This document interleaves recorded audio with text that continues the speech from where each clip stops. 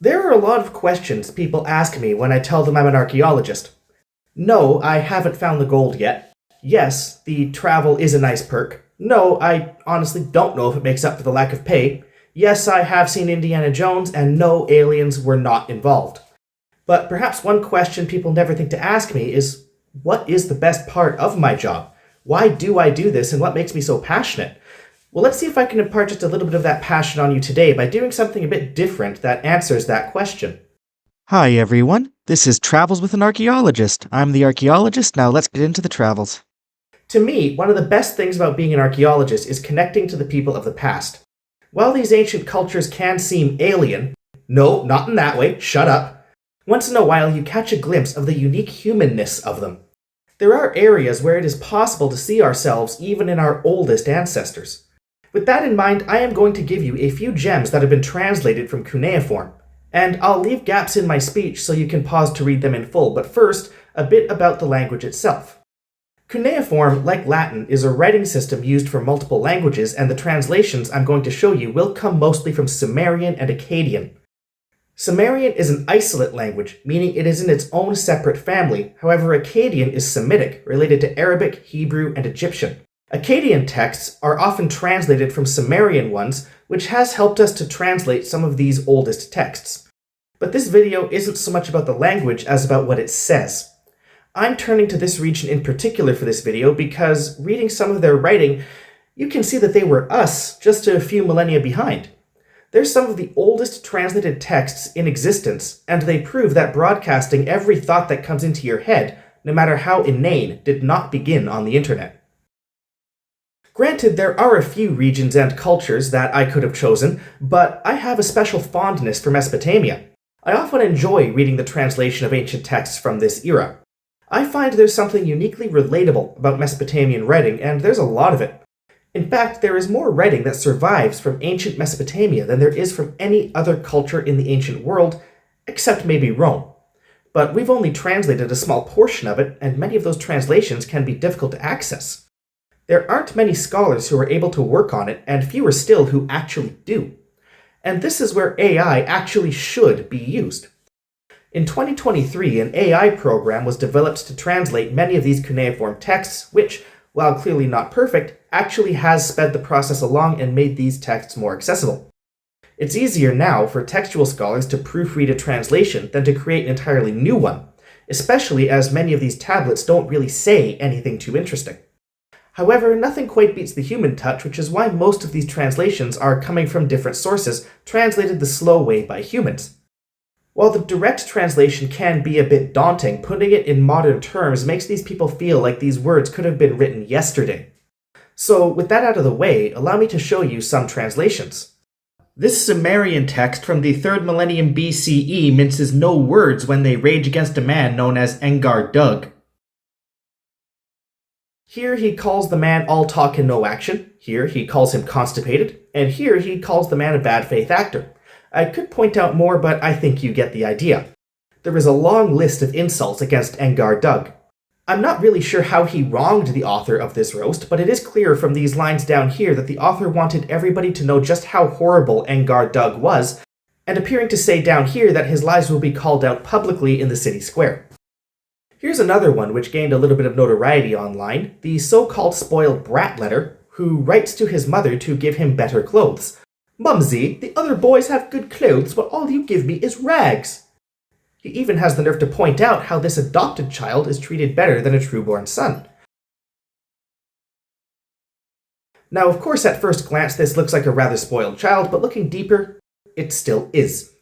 But complaining in Mesopotamian letters isn't exactly uncommon. In fact, I'm pretty sure they only invented writing just to make their complaints official.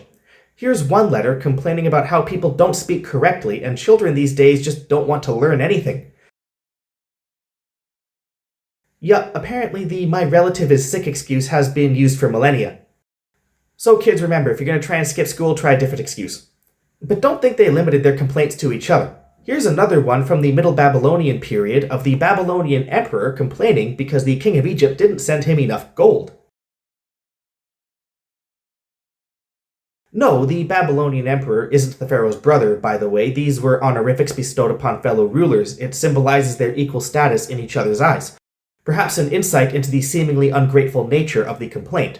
He's also saying not to deal with the Assyrians, which is notable given that Assyrians were always a bit rebellious.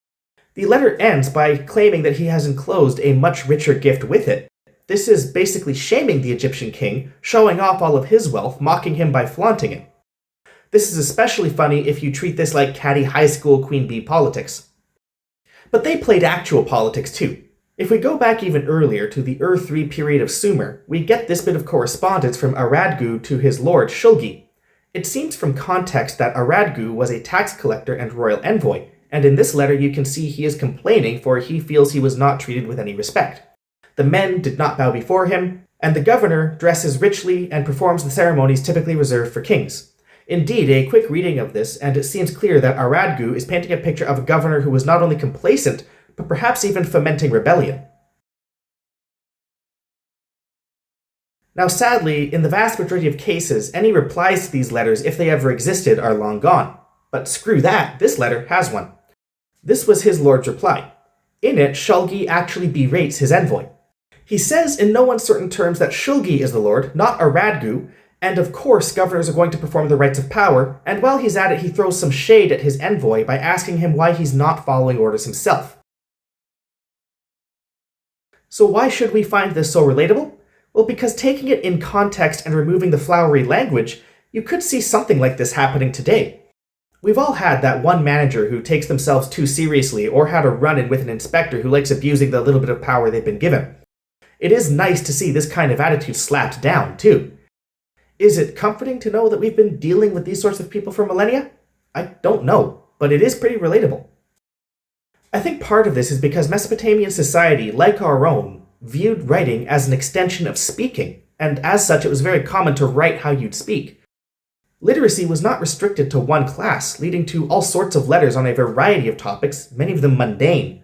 The Mesopotamians were basically like an ancient comment section.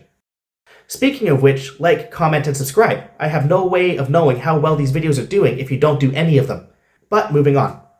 Here's a couple of letters to collect debts. This guy isn't getting his wife and daughter back until he pays up. Geez, Mesopotamians didn't mess around. And here's a letter basically telling someone where to pay the ransom for someone captured in battle. It wasn't limited to men either. Here's a rather more desperate one, as a slave girl who miscarried begs her master for support. Women were quite a bit more common in Sumerian literature than in many other cultures, and in fact the first author in human history is considered to be a Sumerian woman, the priestess Enheduanna.